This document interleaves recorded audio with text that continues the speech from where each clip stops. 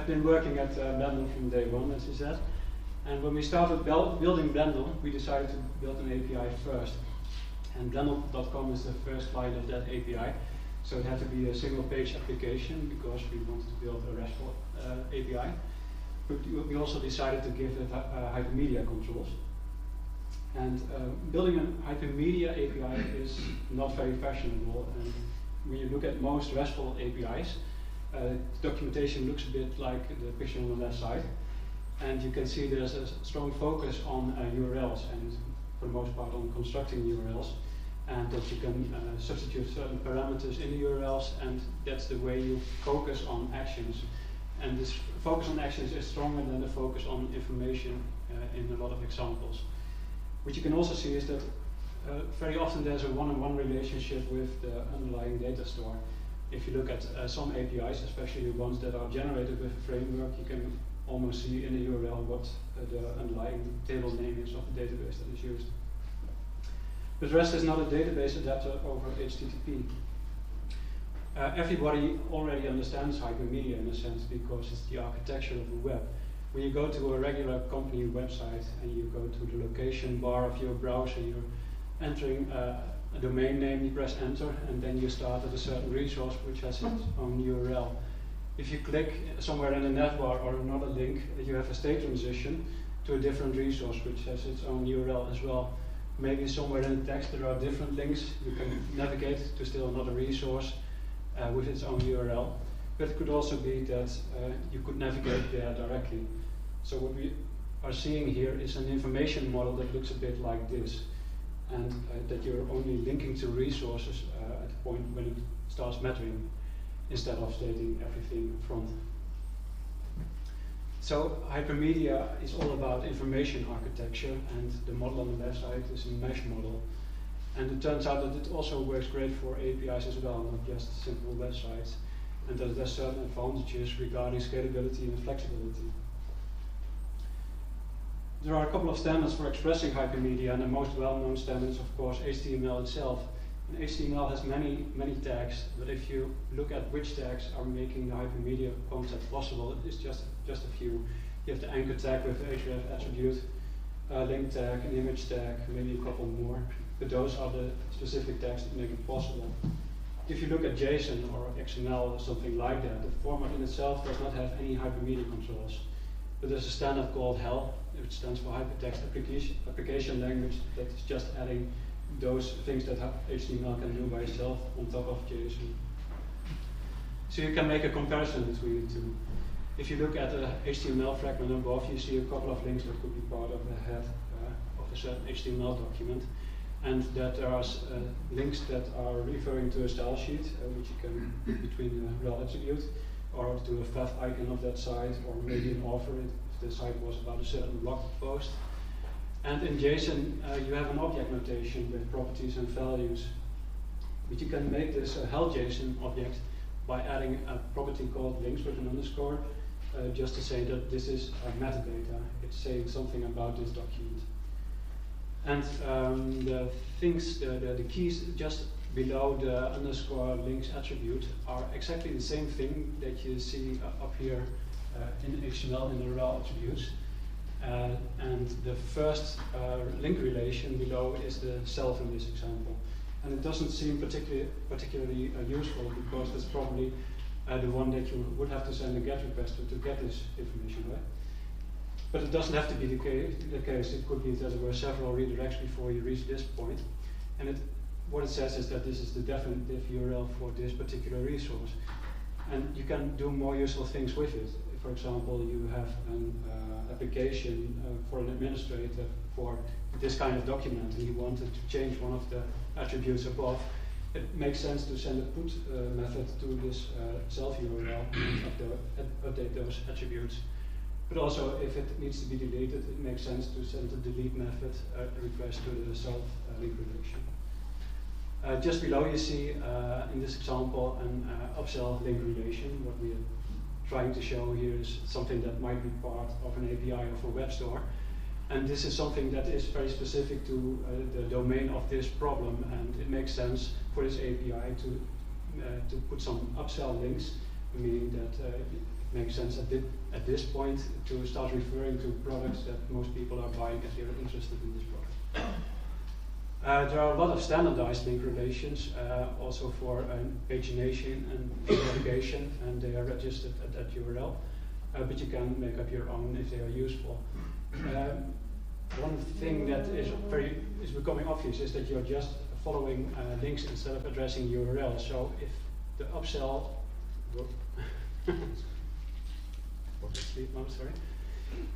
if the upsell link is referring to URLs on a completely other domain, that will just be fine. If, for example, this web store would have a merger with another web store to start collaborating, maybe the other company could handle an accept header application held JSON for web products, and you can just start linking to them. And even if you have distributed your native clients for Android, iOS platforms, it will still work. If people are browsing the catalog, they just see them appearing and they can even buy them if you also support those methods. And you can also verify the format with a JSON schema, for example. So it's very flexible that way. So the whole point is that you try to avoid hard-coding URLs in your client, but that's not always possible. Sometimes you can't just refer to every link that is possible. If you have an endpoint for doing a search, for example, you can just link to every possible search that you can do. The same for a sign-up code. So at that point, you might be thinking that you should still hard-code some URLs in your client, but that's not true in the case of HAL. You can specify an extra attribute called templated and say this is not a URL that you can immediately go to. Still something needs to be happened before you can use it. And in this case, you're saying that it is a URI template that needs to be parsed. You have many libraries for a lot of programming languages that you can use for that, and only then you can refer to it. And still, you don't have to hardcode those URLs, because if you change the domain name or the path of it will still work for your clients. And this has a lot of advantages. It's very obvious maybe, but if, for example, you would say that the search endpoint needs to be migrated to a completely different microservice, you can just change what a relation is referring to. And the same thing for A/B testing. You could choose to, for a small period of time, to just point a link relation to a different endpoint, or maybe even look at the IP address of the client that is requesting it, if you want to do it for one particular country, and after that just change it back to what it was. Your clients should not need to adapt for that. So this is an example of a post resource on Blendle, and a post on Blendle, you can compare it somewhat with a post on Facebook, but in this case you are sharing an article that you find interesting, and you can see the text attribute with your comment why you find this article interesting. And in our case, you can see a lot of links that makes sense once you have reached this endpoint. Of course, the self URL, even if you wanted to delete this post afterward and you wouldn't want to share it, you can send a delete method to it. But also the style sheet. If you have ever used Blendle, you can see that we have a custom style for every publication, and at this point we are going to need it to style it. But also if you wanted to put a comment there, or you would want to like it or see all related posts, those link relations make sense at this point. This one is a bit difficult to explain. You can imagine that at Blendle we are receiving quite a lot of publications every day, lots of newspapers, lots of magazines. There's no standardized format for that. All the publishers are sending us a lot of zip files over FTP, because that's what they understand best. If you extract them, there are lots of messy XML files in it. What we are doing is just converting those to HAL JSON files, and those files are referring to other assets. For example, every page there is, and all the articles, all the images within the articles. And whenever we have converted that, we are just uploading it to an Amazon S3 bucket. And whenever it's there, then you have a starting point for that particular newspaper issue. It's the homepage of that particular issue of NRC Handelsblad, for example. And then you can have very interesting things, because you are bypassing your dynamic backend completely. For example, if you go to blendle.com, you start at this page and you can see that I'm logged in. Right now I'm at my timeline, and this is personalized for me. If I start navigating to browse over there, then you see the newspapers, and then you start out in popular, and something that is popular is not changing all that much. We change it maybe every once in an hour. So the link relation that was pointing to this particular resource this resource is still on S3, so we are bypassing our backend completely. Whenever there's a new edition for that day, we just update this file. And the same thing for the thing that's next to it. It's called new, where it's in a different order, but it doesn't have to be updated that much. Once I click on a certain newspaper, you are seeing all the pages. On Saturday, a New York Times can be quite large, so we are paginating them by 10 pages, and every time we have a next link relation pointing to the next 10. And outside of your viewport, it is already fetching the next 10, so you have to scroll really fast to see it at work. And every page in the newspaper, you can hover on it with your mouse and see a free preview of it. That's still following a link relation, and it's showing it because it's already outside of our payroll. You didn't have to pay anything for this preview, so it makes sense to put on S3 as well, because it doesn't change that often. And that's also something that completely bypasses our backend. Once I click on the article or free preview to buy it, then our backend has to do something. It has to check if my balance was enough to buy this article, has to subtract it. But then again, we still just are proxying the article from S3. It has a private ACL for the complete content, and we're just passing it through to the client directly. So our backend is a bit lazy, you could say, and it is in more aspects. It is if I was the first one that clicked this article and bought it, only now I would have created the first row in a database that is pointing to this article, and it would be associated with my record, with my account. If you were the next person to click on the same article, your account is pointing to the same row in the database. If a lot of articles are never bought, they won't ever be part of our database. So our database is just as small as it has to be able to do this. But at the same time, you can also use a search in Blendle, top left, and you can still reach everything, but it's not in a database. Whenever we are receiving packages from publishers, after converting them, we are putting them into Elasticsearch index, and still you can find everything instantly and buy it. This is an example of a Hypermedia client. It is using our Blendle API. It's just a small experiment. It's a command line client. At the top you can see its user. If you execute it, you are seeing a couple of articles that are recently shared on Blendle. You can see the person who shared it and also why he liked the article.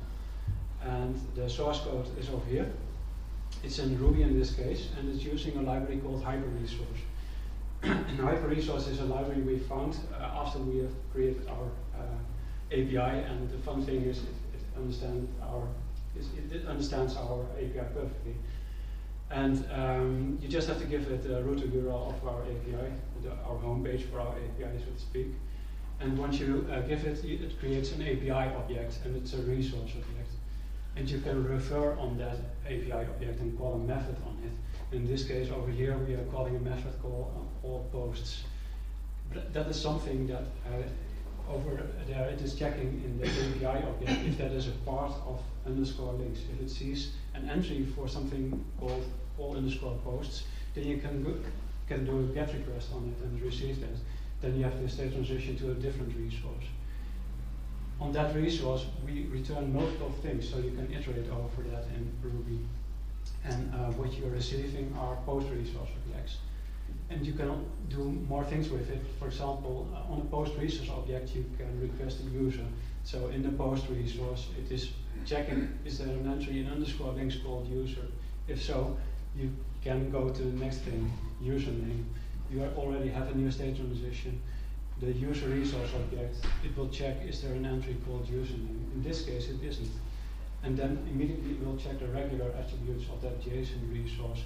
And there it can find the username object because that's just the endpoint.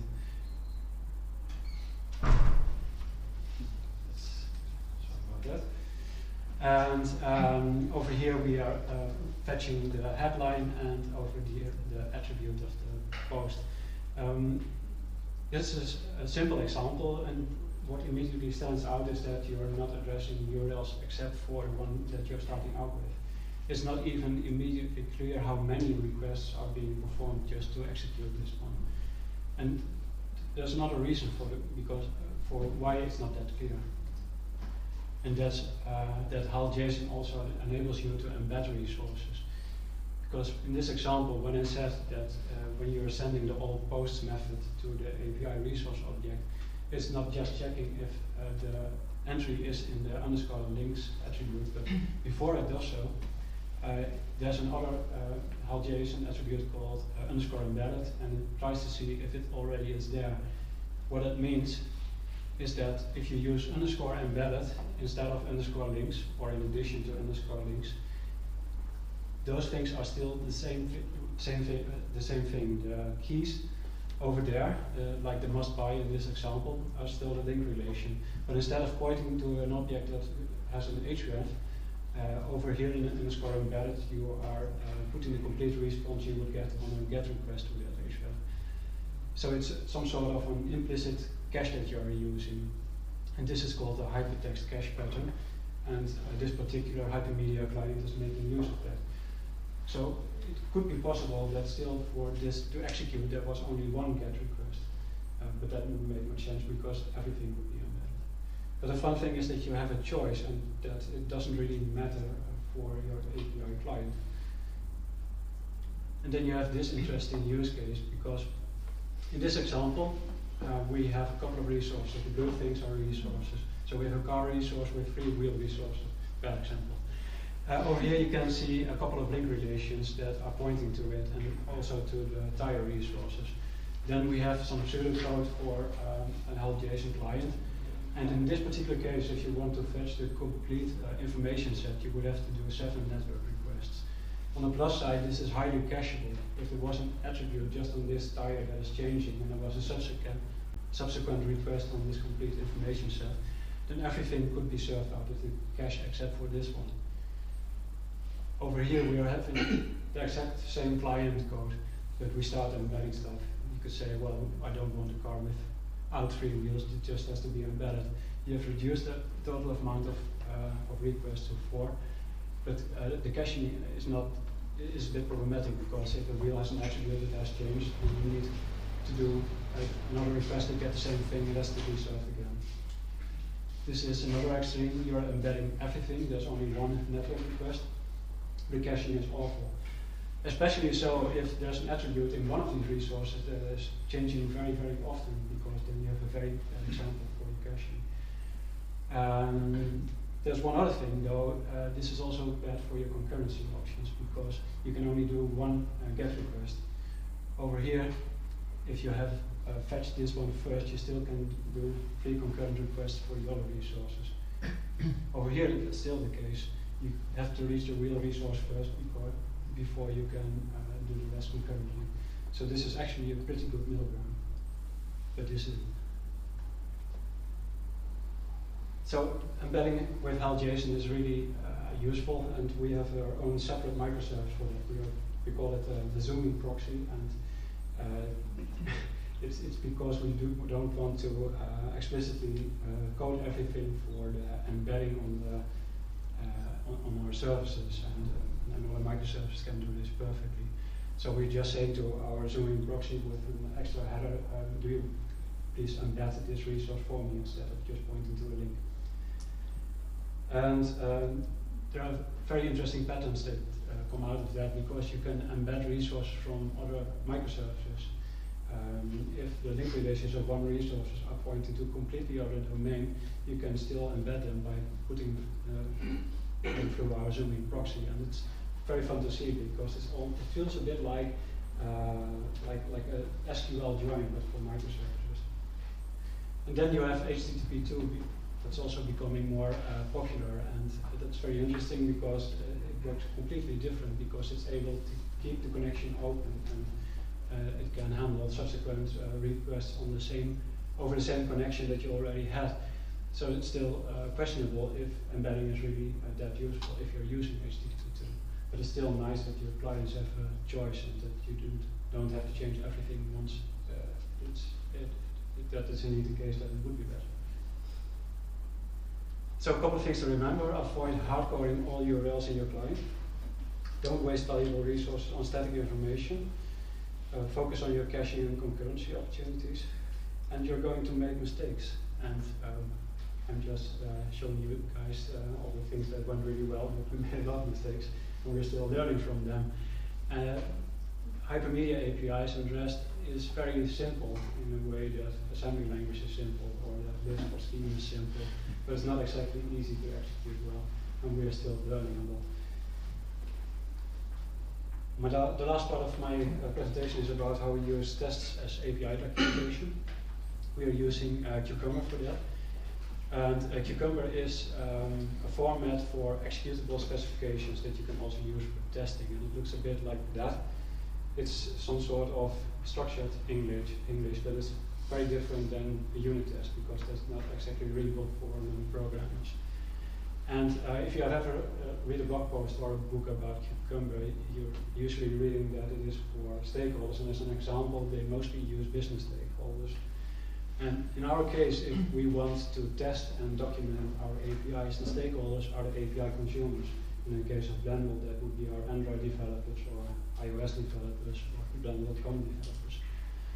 And those tests look a bit like this. So we have a scenario that is going on, and this is also a test for our backend. And every time a scenario starts, it's starting with a completely empty Blendle. So we have to introduce a couple of users, and those users are doing things like following each other on Blendle. They share a couple of articles, and at one point there's a request to our API. And over here, the people who are programming the clients can see what they can expect back from a certain endpoint. And here's another example.